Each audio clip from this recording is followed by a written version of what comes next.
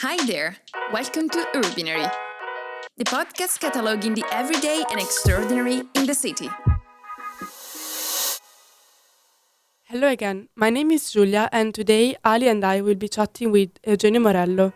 He is an associate professor at Politecnico di Milano with a long tenure at the university, extensive research in the areas of environmental sustainability and engagement with different institutional bodies. During the episode, we will explore what a sustainable city is and the role of urban planners in reaching that. Urbinary. Before we dive in, we want to share a little more about Eugenio. He graduated at Politecnico and he holds a PhD at the Department of Building Environment, Sciences and Technology. He is a scholar in urban design field, a coordinator and research scientist at the Laboratorio di Simulazione Urbana Fausto Curti here in Politecnico.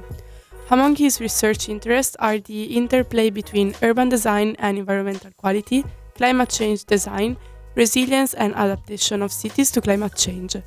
One of the big steps in his academic career was the association with the MIT, Massachusetts Institute of Technology.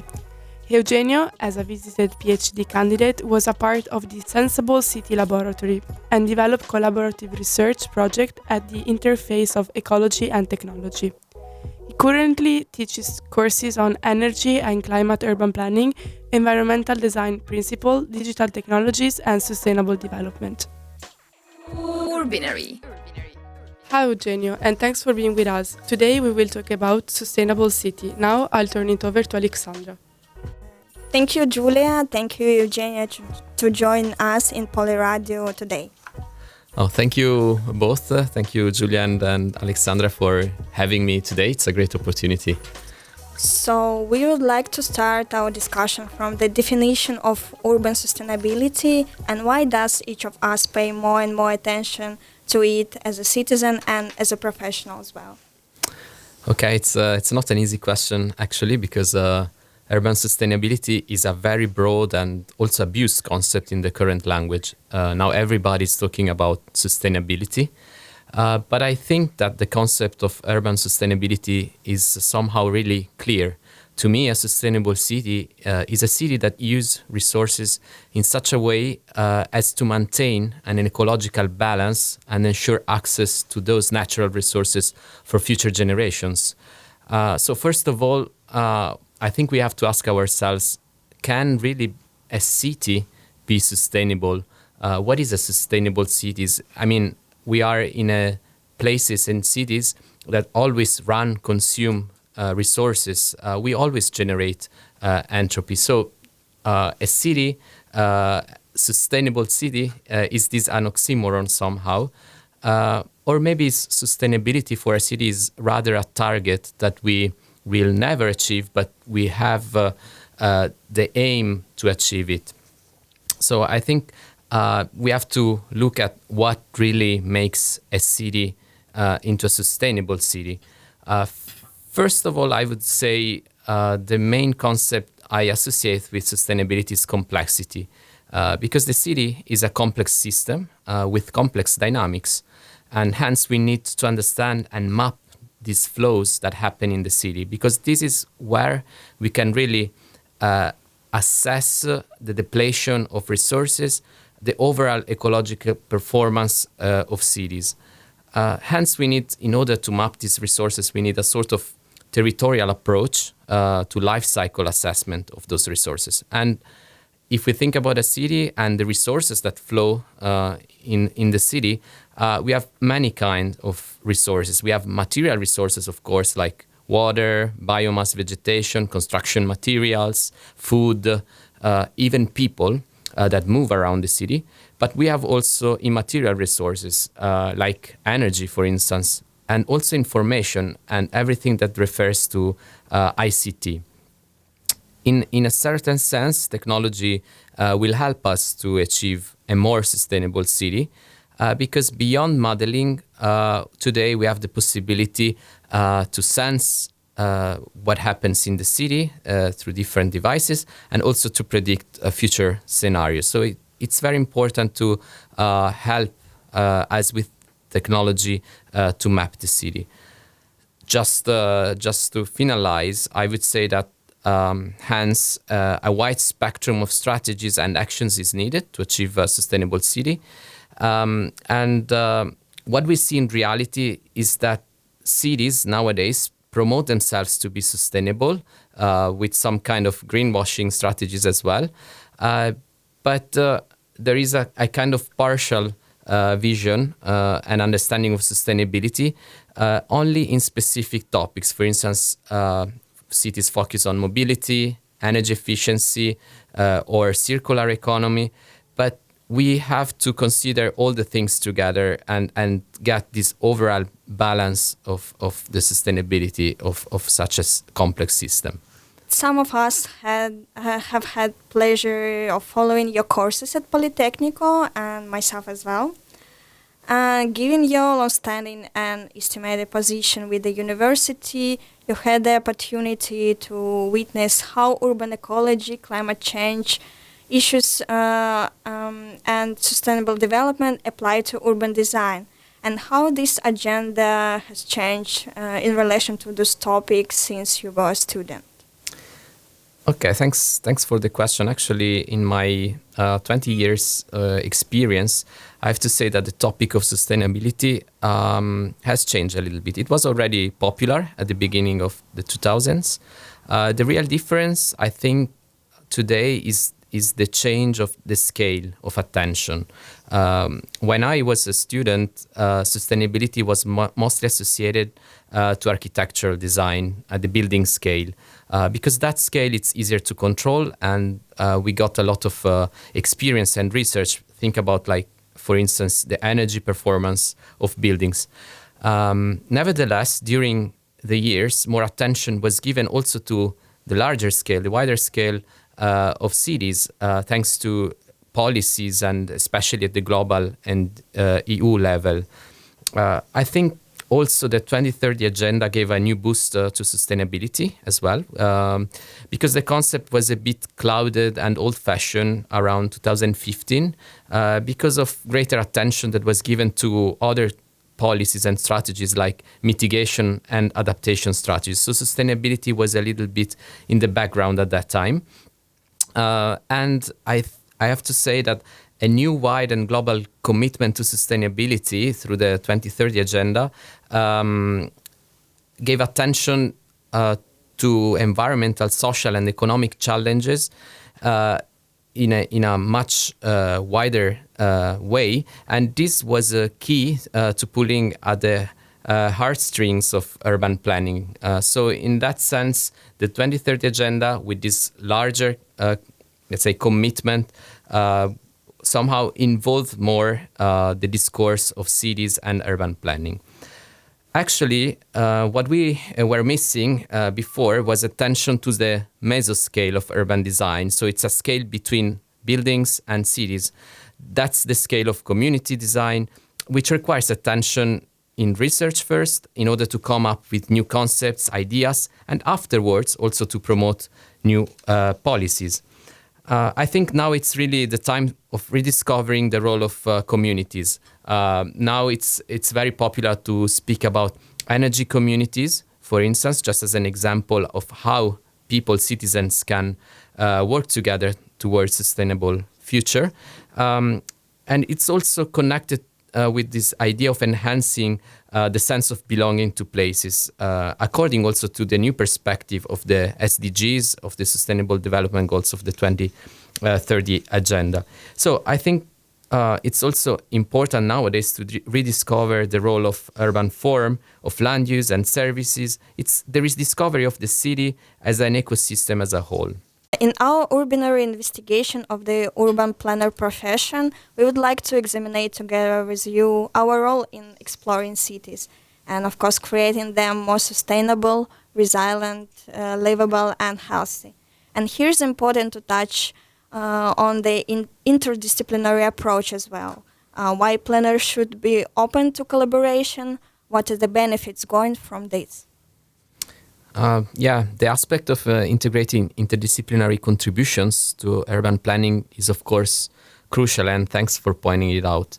First of all, it's really a need. Nowadays, the positioning of urban planners in decision-making processes concerning urban transformations and all these big events going on in cities actually is experiencing a very weak reputation, what urban planner contribution is to this transformation. So the city governance, management and planning is now very much related to technology, smartness, monitoring of performances. And I have to say, we as planners have lost ground because of the inability to govern and assess the changes in cities, the inability to monitoring the progress, to control complex dynamics that happen in cities nowadays. So urban planning should not be intended as a static planning operation. It's rather something that has to be dynamic, that it deals with flows, with people, with rapid transformations.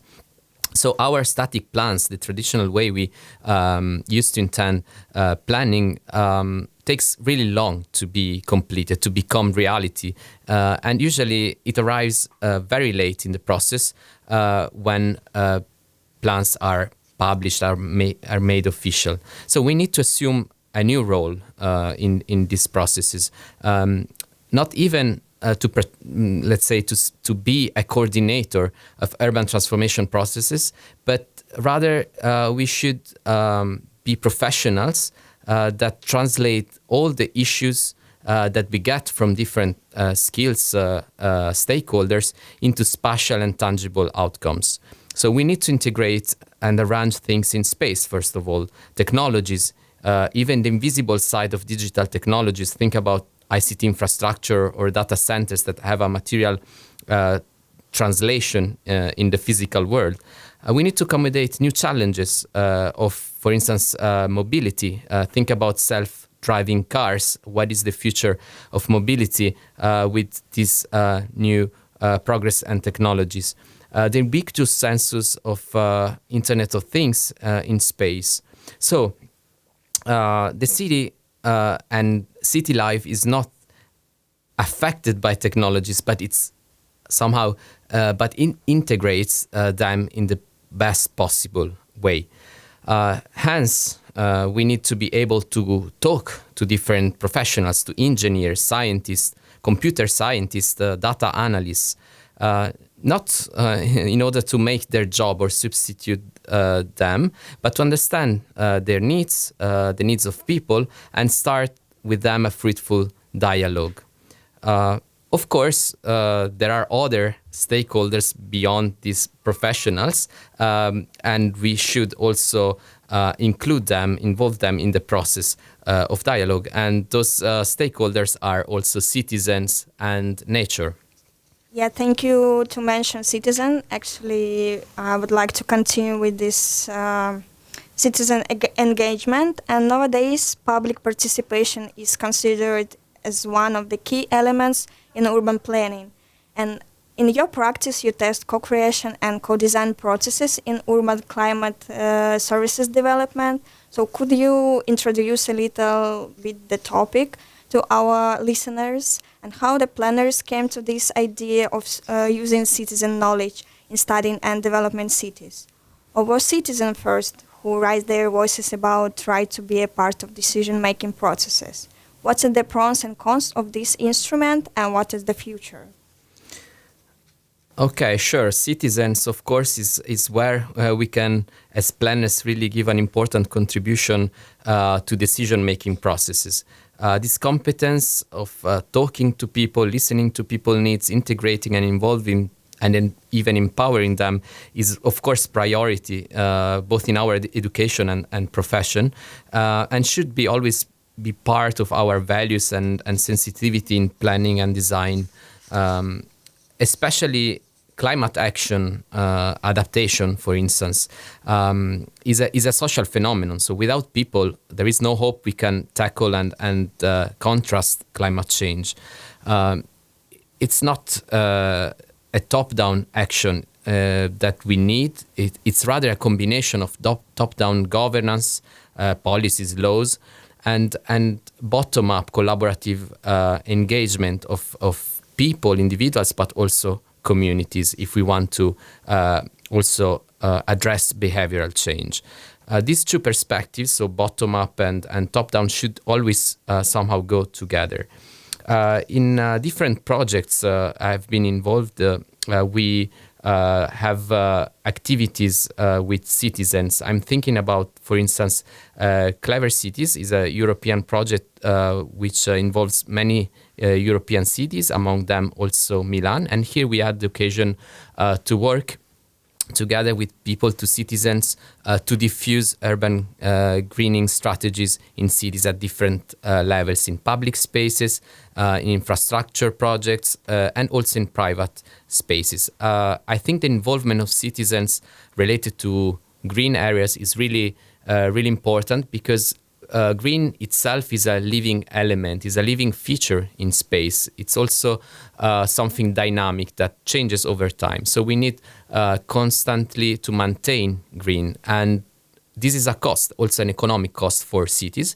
And having citizens on board that can collaborate, can help to maintain and make this urban green grow is really important. This is what we are testing with this project, Clever Cities, different co-creation models that involve citizens.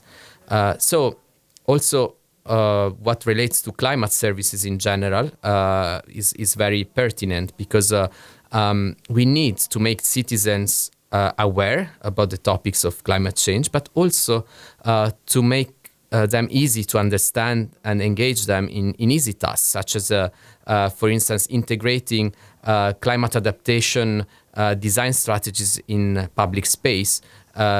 This can be done through different ways of collaboration. It might be what we call climate walks. It means walking together around a community, around a neighborhood, and trying to understand which are the things, the elements that are more critical if we are experiencing climate change, through focus groups, through tactical urbanism experiments. All this will help making people aware about the role of cities, because cities can also change climate locally. If climate change is somehow changing cities, also cities, on the contrary, can somehow control and mitigate, for instance, temperature stress in cities. And I think we should go even beyond collaboration. We can also think about delegating people, think about, again, urban nature and the relevance of co-management of urban green. So why don't we really make people more responsible and engage in the maintenance of green? So I think empowering local community is a key aspect to address in climate action in general. But of course, we need to implement new strategies and instruments and even policies for enabling this decentralization of power to citizens. You already touched somehow the digital technologies in the city, what's the future, which has already come. So you have a great experience in MIT, and you are coordinator of the Laboratorio di Simulazione Urbana. And could you tell us how its response to the climate change issues a little bit in details, and how it's possible to reach sustainability in the city using digital technologies? And should we challenge its presence in the city and also our profession? Okay, right. Of course, technologies enable us to provide scenarios for future city behavior, future city transformations. We can somehow predict the future, and we can also compare what happens if we do not act and what happens in case we do actions and we want to simulate the impacts of our action. Actually, all the IPCC scenarios that are provided for predicting climate change are also various. So we don't have any certainty about the future of our globe and of our cities, of course. But we can somehow work in understanding what is the impact of our action as planners. Of course, as planners, we need to accept the fact that we somehow are monitored and evaluated in the type of actions we provide to our built environment. So more and more, I would say technologies will help us in assessing the impact of urban design and evaluating planning choices. So that's why technology can be really a good fellow for urban planning. Urban planning, which is intended not anymore as let's say a static plan, as I said before, but as a continuous service to cities. So we need technologies to achieve ecological transition. So we cannot get rid of technology because we need it also to address carbon neutrality. And of course, it's again the topic about the balance between how to integrate technologies. I'm thinking about renewable technologies, but also digital technologies in space, so in relation to urban form, and how these two things should go together. I think this is a continuous rebalancing of needs and wishes that we happen to see in the city. And of course, in this, let's say, balancing between form and technology, people is central, the central point of this triangulation. Thank you so much for being with us today and talking about sustainable cities. And of course, the topic is extremely complex and we touched just a few directions, but nevertheless, I believe it can become a good base for delving deeper into this subject.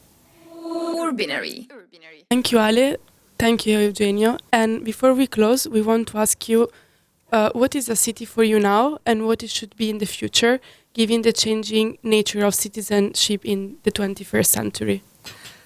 Okay, well, that's a difficult question, and I hope I don't simplify too much my ideas. But let's say, again, the city is a complex system. It has always been a complex system since its very beginning. Now, probably it's getting more and more complex because of some main aspects like the integration of technologies and digital technologies, the hybridization between the physical dimension and the digital dimension. All this, of course, will revolutionize our relationship with space and people in the future. So we cannot ignore that this will have a terrific impact on urban space design and management. But also, I think in the future of the city, we need to change a little bit our approach to, let's say, our client or final user. We are used to design cities for human needs, for people, but we have more and more to take into account that we are also designing cities to host nature, to make sure that nature can flourish in our environment, to co-evolve with us, with people. And so it's important to consider plant and animal life, their rights, how they are represented in public discussions and decision making. So having in mind that nature is also our client, I think we have to design new tools, new ways, but also new models for design, including nature. Okay. And in this vision that you just gave us, what is the role for you of future urban planner as we will be? Okay, so just to summarize, I think an urban planner is a professional that is able to tackle complexity, to dialogue with the multiplicity of stakeholders and professionals, and has also the sensitivity to talk to people and nature, but more importantly, to proudly maintain his specificity as a professional who knows how to measure and arrange things and complex issues in space.